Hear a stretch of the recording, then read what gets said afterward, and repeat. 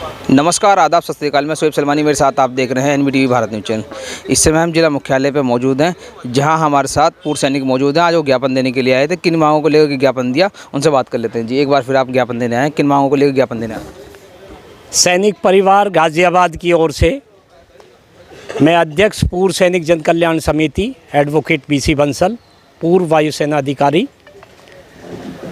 हम पिछले करीब 1.5-2 साल से ज्ञापन में अपनी मांग दोहरा रहे हैं कि जो जिला सैनिक कार्यालय है वो सरकार ने बहुत बड़ी बिल्डिंग बनाई है जिला गाज़ियाबाद में। बहुत सारा खर्च सरकार उसका वहन करती है वहाँ अधिकारी नियुक्त करने में, कर्मचारी नियुक्त करने में।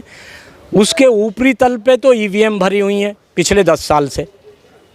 निचले तल पे पूर्व डीएम रंगाराव जी ने एक सभागार खाली करा दिया था हमारे निवेदन पे, जिसको वर्तमान जिला सैनिक अधिकारी और जो कर्मचारी हैं उसको वर्किंग आवर्स में भी ताला लगा के रखते हैं।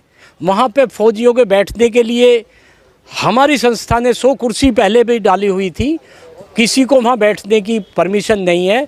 फौजी की एक तरह से फजीहत वहाँ हो रही है और ये सरकार को पलीता लगाया जा रहा है अधिकारियों की ओर से।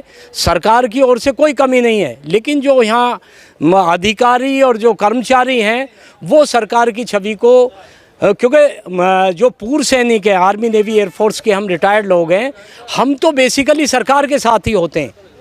हम तो एक तरह से ड्यूटी बाउंड हैं, लेकिन जो हमारे साथ व्यवहार हो रहा है इस जनपद गाज़ियाबाद में वो बिल्कुल भी कहीं भी नहीं हो रहा होगा। हमने अपने ज्ञापन कि भाई ईवीएम खाली कराई जाए, सभागार को वर्किंग आवर्स में खुला रखा जाए ताकि हम लोग वहाँ बैठ सकें। अपने प्रपत्र पूरे कर चुके हैं। वहाँ एक चाय वाला रहता था, उसको भगा दिया है। ऑनलाइन सर्विस हमने व्यवस्था की हुई थी सैनिक सेवा केंद्र के नाम से, उसको वहाँ से ध्वस्त कर दिया गया है। और हमने ये शिकायत अपने जनरल हमारे स्थानीय सांसद और केंद्रीय मंत्री वीके सिंह जी को भी दिया है। उन्होंने भी एक पत्र अपने डीएम साहब को और जिला सैनिक अधिकारी को दिया है, लेकिन आज तक ना डीएम साहब ने ना जिला सैनिक अधिकारी ने किसी ने भी इस विषय पे बात नहीं करी है कि पूर्व सैनिकों की पीड़ा है क्या। तो इससे समस्त पूर्व सैनिक जिला गाज़ियाबाद के कम से कम 20-25 हज़ार परिवार रहते हैं, उनमें एक रोष है और ये रोष आगे आने वाले चुनाव में दूसरी तरफ भी कन्वर्ट हो सकता है। तो इसलिए हम फिर से एक दफ़े मांग करते हैं कि जो सिस्टम सरकार ने बनाया है उसको अधिकारियों को निर्देशित किया जाए कि वो उसको उस तरीके से चलाएं जैसे पूर्व सैनिकों के लिए ये बनाया गया है। उनके लिए व्यवस्था है, उनके लिए ये मुहैया होनी चाहिए। वर्किंग आवर्स में सैनिक सेवा केंद्र जो सभागार है वो क्यों बंद रहेगा, फिर किस लिए बनाया गया? और वहाँ पे फौजी को खड़े होने के लिए, बैठने के लिए प्रतीक्षालय हर कार्यालय में होता है, वहाँ क्यों नहीं है? ईवीएम क्यों भरी हुई हैं? हम बार बार थक चुके हैं अब तो ज्ञापन देते देते। उनको क्यों खाली नहीं? निर्वाचन कार्यालय बन चुका है, उसमें रखिए या कहीं भी रखिए।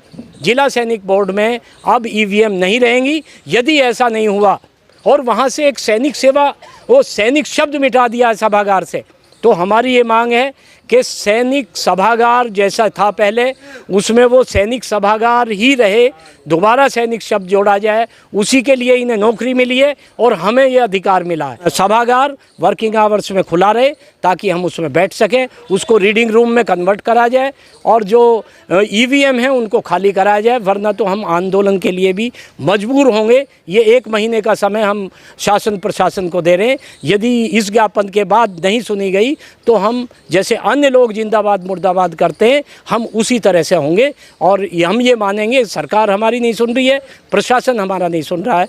जय हिंद, जय भारत। आपने देखा कि लगातार जो है हम आपको दिखाते आ रहे हैं कि पूर्व सैनिक किस तरीके से अपनी मांगों को लेकर लगातार आंदोलन कर रहे हैं। और वही रुख साफ तौर पर बीसी बंसल जी ने भी कहा कि अगर हमारी नई मांगे नहीं मानी गई तो एक बुरा आंदोलन होगा। पहले भी 1 दिवसीय धरना ये दे चुके हैं, लगातार ज्ञापन भी देते आ रहे हैं, मगर इनकी मांगे नहीं मानी। हालांकि चुनाव नज़दीक है, इन्होंने साफ तौर पर यह भी कहा कि चुनाव में इसका परिणाम देखने को मिलेगा। सुरेंद्र शर्मा जी हमारे साथ मौजूद, उनसे जान लेते हैं। जी, क्या कहेंगे जी? मैं सुरेंद्र कुमार शर्मा, महामंत्री सैनिक परिवार गाज़ियाबाद। जैसे कि अध्यक्ष जी ने बताया अभी कि हम काफ़ी दिन से ये संघर्ष कर रहे हैं। तो जो सैनिक सभागार है उसमें गवर्नमेंट का बहुत पैसा लगा है, वो बंद किया हुआ है। वो कम से कम 2-3 घंटे सैनिकों के बैठने के लिए खोला जाए। सैनिक जो बाहर बैठते हैं, धूप में रहते हैं, इधर उधर घूमते हैं, जबकि वो बिल्डिंग गवर्नमेंट ने बनाई है। फिर दूसरे कि हमारे बाहर से फौजी आते हैं, काम के लिए आते हैं, तो वो ईवीएम उसमें भरी हुई है कमरे में। तो वो ईवीएम जो हटा के वो निर्वाचन कार्यालय बना है उसमें शिफ्ट करी जा, या कहीं और शिफ्ट करी जा, तो वहाँ वो जगह हमें खाली कर जा। और हमारा वहाँ सैनिक सभागार था, सैनिक शब्द हटा दिया, वहाँ सैनिक शब्द लिखा जा, सैनिक सभागार। तो ये नॉर्मल हमारी बात है, इसमें कोई आर्थिक नुकसान नहीं है गवर्नमेंट का, कि गवर्नमेंट को बहुत भारी हानि हो रही है मांगने में, पर पता नहीं गवर्नमेंट क्यों नहीं मान रहे, ये प्रशासन क्यों नहीं मान रहा हमारी बात को। तो हमारी यही मांग है भाई, ये बात हमारी मान ली जाती है। आप देख रहे होंगे लंबे समय से आप ज्ञापन भी देते आ रहे हैं, 1 दिवसीय धरना भी आप लोगों ने दिया। आखिर क्यों जो ये सैनिक अधिकारी हैं आपकी मांगे क्यों नहीं मान रहे, क्या लगता है आपको इसके पीछे? इसके पीछे क्या है, सैनिक अधिकारी की मंशा कि सैनिक अधिकारी क्या है, हम ORS हैं, सिपाही रैंक के आदमी हैं। तो इनकी मंशा जो फौज में रहती है, सिपाही को हरासमेंट करना या सिपाही को वैसी समझना, तो ये मंशा है इनकी। यदि कोई अधिकारी आता, कर्नल रैंक का आदमी आता और ऐसे रैंक का आदमी, जनरल रैंक का, उसे बैठाते हैं, करते हैं, उसकी सारी बात सुनते हैं। तो इसकी मंशा यही है कि हम जो हैं ORS हैं, तो हमारी बात सुनने के, इसलिए ये थोड़ा बस समझ रहा हूँ। और भी सैनिक हमारे साथ यहाँ मौजूद, उनसे भी जान लेते हैं। जी, क्या नाम है? जी, मैं एक्स सार्जेंट महिपाल सिंह, उपाध्यक्ष। जैसा कि हमारे अध्यक्ष महोदय ने और महामंत्री महोदय ने कहा, हम उस पर बिल्कुल स्टैंड करते हैं। और आने वाले समय में या तो ये आंदोलन हमारा उग्र रूप लेगा या फिर चुनाव में पलटी लगेगी। इसी के साथ जय हिंद, जय भारत। ये थे पूर्व सैनिक जिनके साफ तौर पर कहना है कि हमारी मांगे अगर नहीं मानी गई तो एक उग्र आंदोलन होगा। हालांकि इन्होंने पहले भी 1 दिवसीय दे चुके हैं, लगातार सांसद से लेकर अधिकारियों को ये अपनी मांगों से अवगत कराते रहे। ऐसा ही इन्होंने आज किया, आज ये जिला मुख्यालय पर गए और एक ज्ञापन और दिया, मगर BC बंसल जो अध्यक्ष हैं उनका साफ तौर पर कहना है कि अब आगे हम कोई ज्ञापन नहीं देंगे और एक उग्र आंदोलन के लिए तैयार रहे सरकार या अधिकारी। साफ तौर पर उन्होंने कहना है हमारी मांगे कोई ऐसी मांगे नहीं है जो मानी ना जा सके। फिर क्यों नहीं मान लिए अधिकारी या सरकार, वो तो आगे देखने वाली बात होगी। साफ तौर पर इनका कहना है कि हमारी मांगे अगर नहीं मानी गई तो एक उग्र आंदोलन होगा। कैमरामैन अशोक कुमार के साथ मैं सुहेब सलमानी, NBT भारत न्यूज़। धन्यवाद।